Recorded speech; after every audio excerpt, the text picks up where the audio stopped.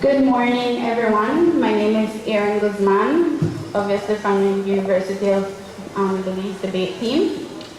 Okay, to our opponents, good morning. Firstly, you guys stated that parents should be responsible, but that they should not be punished. However, responsibility does come with consequence or punishment, so that was a bit contradictory. But you guys mentioned that parents are the primary source that children go to, right? They're the first one, they learn morals, values, virtues, right from wrong. So, firstly, if a parent does teach their children the morals and right from wrong, then they should know to make the right choice when delinquents are around them or before engaging in delinquent acts. And also, you guys need to keep in mind that peer pressure is prevalent among children, and so parents should not be responsible if a child decides to follow his peers. Thank you. Okay, you notice the bell did not go off, but just take out the microphone there for me. It did not go off, but it doesn't mean that you have to continue talking. Because if that's your point, then you have made a point. Now it's your turn now. When I gave the first argument, you responded. Now you have the opportunity in 3 minutes to present your first argument.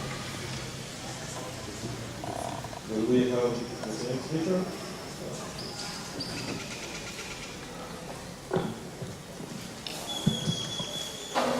In Belize's law, children are legally defined as being under 14 years of age.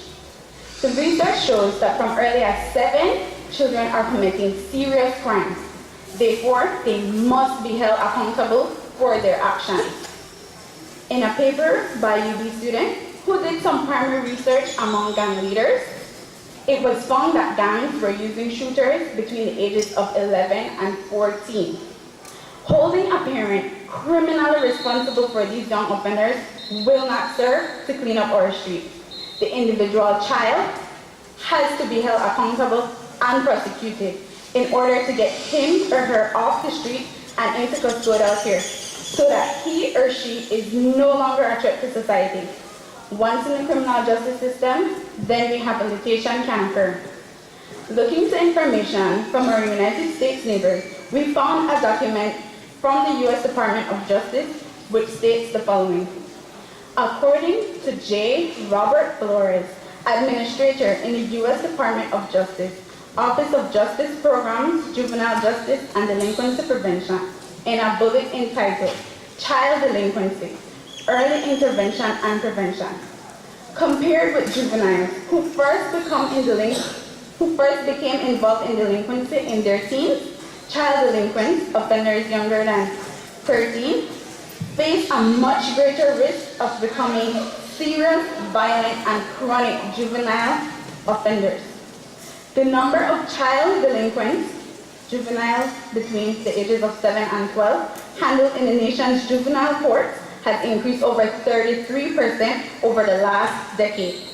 This development is cause for concern not only because of offense patterns reflect more serious crime among these youngsters, but also become very young offenders and are more likely to continue their involvement in crimes. Child delinquents are 2 to 3 times more likely to become serious, violent, and chronic offenders than adolescents whose delinquent behavior begins in their teens. This statement is also true within a Belizean context.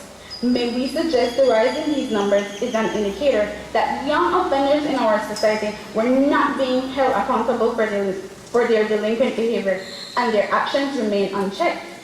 This in turn caused a growing number to erroneously believe that such actions were acceptable within society, and as a direct consequence, delinquent behavior among the young is in danger of being normalized. We have a responsibility to hold them accountable. Okay, thank you. Could you just take out your microphone?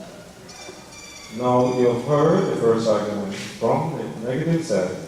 It's now your opportunity, 2 minutes, to prepare a response, and in 2 minutes to present that response.